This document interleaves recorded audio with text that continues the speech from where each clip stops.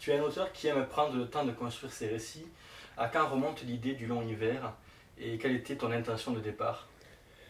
Le Long Hiver, en fait, c'est un très très vieux projet qui doit dater on va dire, début des années 2000. En fait, à cette époque-là, j'avais surtout noté dans des petits carnets tout ce qui pouvait me passer un peu par la tête. Et le Long Hiver, c'est vraiment quelque chose qui avait été noté parmi d'autres projets à cette époque-là. Ensuite, comme souvent, je reviens à ces projets au fil des ans, j'en développe d'autres, et tout d'un coup, j'ai une idée, une image, une scène qui jaillit comme ça, et que je note, et ça me relance sur le projet. Donc c'est vraiment quelque chose qui se construit un peu comme un puzzle, hein, sur, on va dire, sur plusieurs années. Et l'intention, ça a toujours été de... Bon, il fallait rendre un peu hommage à quelques sources dont on pourra reparler plus tard, comme le film de Ridley Scott, Legend, ou bien le fantastique qu'on peut trouver chez Neil Gaiman, un auteur anglais. Mais moi, je voulais depuis toujours mélanger en fait deux genres qui sont l'historique avec la guerre de 14 et puis le fantastique, plus spécifiquement le fantastique féerique et merveilleux. On sent dans ton diptyque que le texte prend une place égale au dessin. Est-ce qu'il était essentiel pour toi d'arriver à cet équilibre texte-image? Oui, effectivement, alors avec tout le respect que je porte aux œuvres de mes confrères, c'est vrai qu'une bande dessinée qui se lit en 10 minutes, moi, souvent je suis déçu, quoi. Ça m'apporte rien, on attend la suite, enfin on a l'impression d'avoir rien lu. Donc pour moi, il est important que le lecteur, en gros, ait à boire et à manger, quoi. Il faut qu'il y ait de la lecture, il faut qu'il y ait des choses qui passent, autant par le dessin que par le texte. Et c'est vrai que pour moi, les deux sont importants. J'attache aussi un soin au style, dans la mesure du possible. Euh, donc c'est vraiment effectivement un équilibre qu'il faut que je trouve, euh, en essayant de ne pas non plus surcharger la BD de texte, mais toujours un petit peu de faire ce mélange de scènes quasi muettes, et puis tout d'un coup pas mal de texte. J'aime bien la voix off aussi. Je trouve que c'est assez intéressant, ça permet de donner beaucoup d'informations sur une page. Et c'est vrai que dans le cas du long hiver, il y a beaucoup de systèmes, enfin les informations passent par la correspondance, les lettres. Et là, ça me permettait d'aller assez vite, de survoler voilà, plusieurs jours, plusieurs semaines, et de donner beaucoup d'informations. Les récits de guerre sont souvent abordés de front en décrivant toutes ces horreurs. Dans le long hiver, même si la guerre est dévoilée, tu décides surtout de montrer le manque d'humanité, le manque de féerie, de magie qu'il peut y avoir chez les hommes. Pour toi, le premier conflit mondial a-t-il été un tournant dans l'histoire de l'humanité? Oui, je pense que ça a été un tournant, ne serait-ce parce que c'est la première fois qu'il y a un conflit à cette échelle-là, qui entraîne autant de morts, autant de massacres, autant de mutilations. Enfin, c'était quelque chose effectivement d'absolument abominable. Bon, ça a été dit et redit plusieurs fois dans d'autres bandes dessinées, donc moi je voulais pas non plus me centrer que là-dessus. Donc c'est vrai que c'était important d'axer ma thématique sur autre chose, et donc sur ce mélange que j'ai trouvé avec la féerie, avec effectivement l'idée que le fantastique, la magie, entre guillemets, à ce moment-là, ont quasiment dû battre en retraite, parce que l'avancée de la modernité, l'avancée de l'horreur guerrière mécanique a été tellement importante que, entre guillemets, un équilibre s'est rompu, les plateaux de la balance, voilà, il y a eu un côté, c'était trop lourd, et donc symboliquement, effectivement, l'imaginaire bat en retraite. Et ça rejoint aussi un truc, alors je crois que j'ai lu ça chez Hugo Pratt, il me semble bien, mais c'était vérifié que Pratt a dit qu'il arrêterait de toute manière Corto Maltese autour de la guerre d'Espagne, parce que c'est à cette époque-là que le romantisme était mort. Donc moi il y avait aussi cette idée-là, il faudrait que je retrouve où est-ce qu'il le dit, mais j'en suis quasiment sûr. Voilà, cette idée qu'à un moment, euh, on choisit une date, voilà, un peu symbolique, le romantisme meurt à cette époque-là, où l'imaginaire bat en retraite. Donc, Surtout que la guerre de 14-18, on a par exemple la mort d'Apollinaire sur le front. mhm. C'est bon, c'est un peu une image forte qu'on garde en mémoire. Effectivement, la mort d'Apollinaire, voilà, ça participe de ce même genre de références connues ou inconscientes du public, et puis on joue avec, quoi. Euh, Moi, il y avait vraiment l'idée Voilà, symboliquement, la magie. Il fallait un moment, si tu veux, qu'on puisse expliquer en gros le fait que la magie on y croyait avant et puis maintenant on n'y croit plus. Bon, moi j'ai choisi de mettre ça à cette époque-là. Et dans ton récit, tu abordes à différents niveaux le rapport à la mort. Et souvent, c'est les personnes qui sont confrontées à la mort, enfin qui meurent, que ce soit Jules, Isadia, Camille et même Baptiste, qui est un peu une victime de lui-même, de ce qui lui arrive. Est-ce un choix de thématique que tu as voulu faire ressortir, ce rapport à la mort? Je pense que c'est pas forcément un choix conscient. Après, je dois avoir un rapport à la mort qui est à la fois des trucs un peu classiques, quoi, fascination, peur. Et je pense que je mets beaucoup de choses que je vis par procuration dans mes histoires. Mais c'est vrai qu'il y a souvent, la mort est toujours un peu présente. Là, spécifiquement, ce qui m'intéressait, c'était déjà de faire un peu un miroir entre le petit Jules que son qui est donc atteint, enfin qui meurt pendant la guerre, et c'est une mort qui vient de l'arrière. Ça, je trouvais ça important.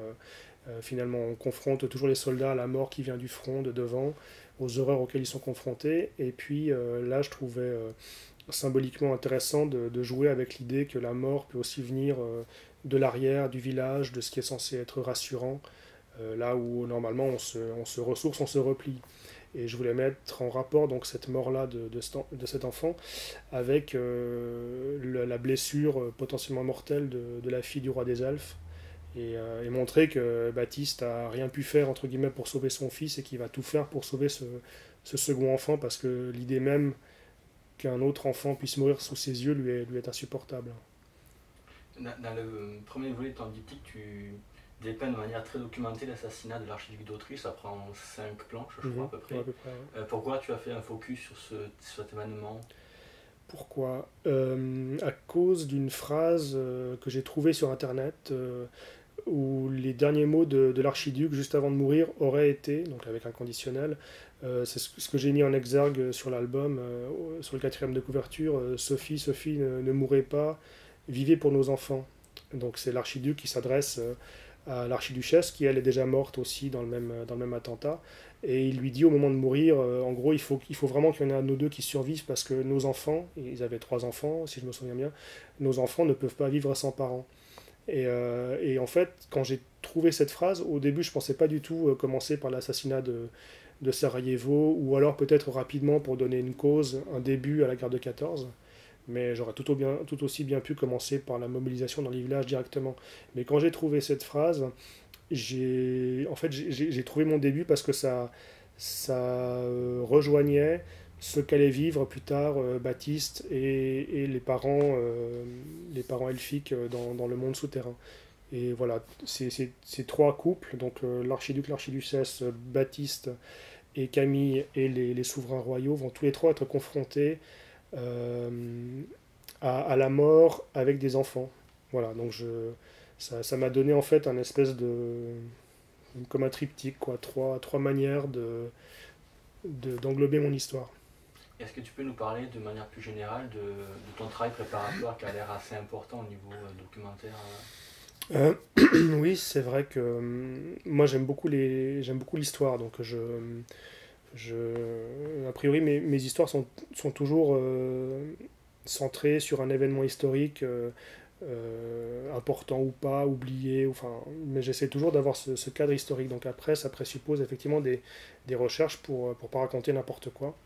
Et la recherche, justement, moi, fait partie du plaisir de l'écriture de l'histoire.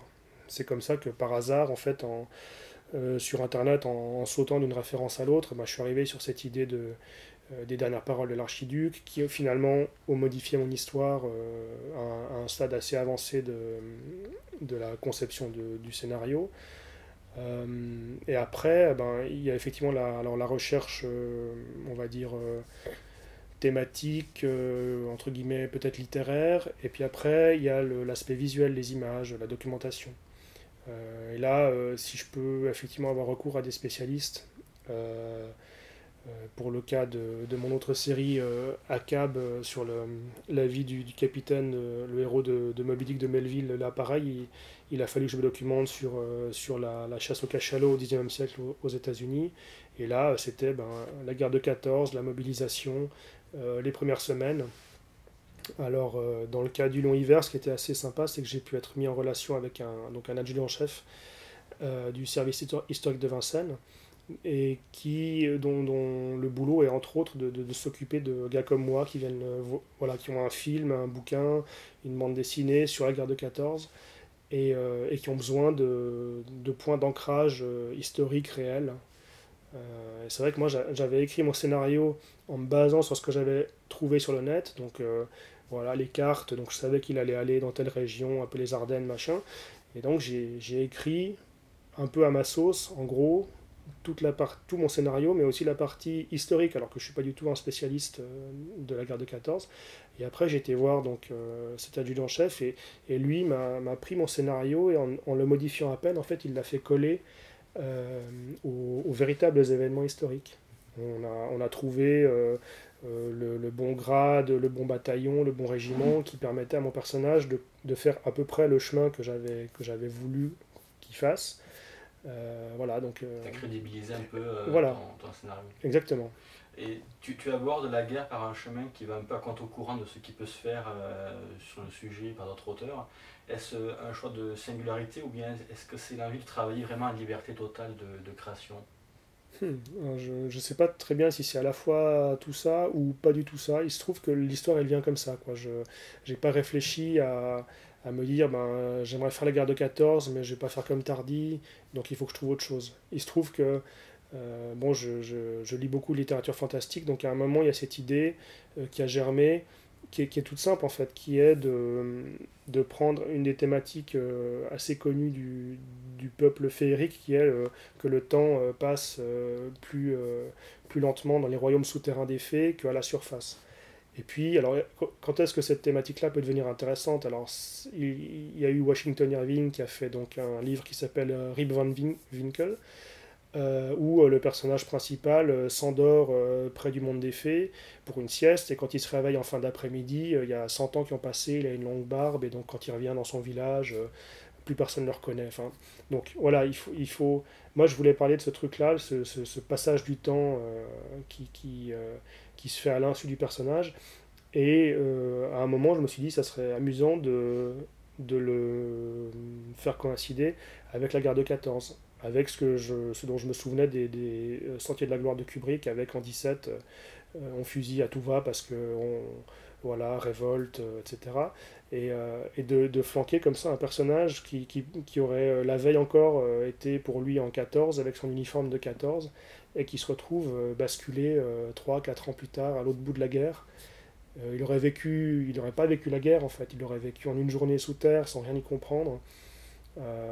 Et après tout s'est enchaîné, effectivement le fait que voilà, il sera fusillé pour entre guillemets désertion parce qu'il n'a pas le bon uniforme, il ne sait plus où sont ses compagnies, enfin voilà. Donc c'était pas construit comme idée de parler de la guerre de 14, c'est plutôt le sujet, la thématique qui m'a basculé dans ce contexte historique-là précis. Le royaume féerique qui se développe sous terre progressivement s'éteint, en fait, notamment par la folie des hommes. Mais on voit quand même, lorsqu'il dit qu'ils vont un peu hiverner, Mhm. est-ce que c'est une petite lucarne d'espoir parce que ça veut dire aussi qu'il y aura un retour possible? Pour moi, oui. Oui, oui, je voulais pas non plus être complètement nihiliste. Je voulais laisser un petit peu, entre guillemets, un espoir, un rêve, avec le possible retour de la magie, de la féerie, à un moment où les choses se seraient un peu calmées. Alors, après, si on regarde le monde dans lequel on vit, on peut voir qu'a priori, selon moi, c'est pas encore le moment, quoi. Je pense que même maintenant, la féerie n'est pas vraiment là. Enfin, moi, je la vois pas. Donc, pour moi, on est toujours pendant le long hiver. Donc, c'est une période, effectivement, comme c'est une saison, on est censé basculer sur la saison d'après. Mais quand tu as donné la date. Mais c'est marrant, effectivement, le coup de la lucarne des sports, moi j'y tiens pas mal, mais comme la fin est finalement assez plombée quand même, les gens finissent la BD avec pas mal de tristesse, alors que moi je suis bien conscient que ma fin n'est pas très joyeuse, mais je voyais plutôt quelque chose d'entre guillemets d'un tout petit peu positif, parce que la famille qui avait été complètement éclatée dans le tome 1 est finalement réunie sous une forme bon, qui effectivement ne prête pas forcément à sourire, mais pour moi la réunification de la famille, de la cellule familiale, du père, de la mère et du fils, je voulais terminer là-dessus. Je me suis posé la question à un moment de me dire, bon, est-ce que ils sont tous morts, chacun de leur côté. Non, je voulais une réunification et en plus un passage pour eux vers un monde comment dire, qui pour eux sera beaucoup plus agréable que le leur, quoi. Donc ils passent en féerie, ils passeront l'hiver dans les cavernes reculées, et puis voilà. Puis pour eux, en gros, ça finit bien, à mon sens. Dans ton récit, tu alternes les rythmes par un découpage qui laisse apparaître parfois des superpositions de cases. Tu utilises, je crois, à un moment 16 cases dans une planche. Ah oui, oui. Tu fais des panoramiques, des plongées, des zooms. Est-ce que tu peux nous dire comment tu as construit ce découpage?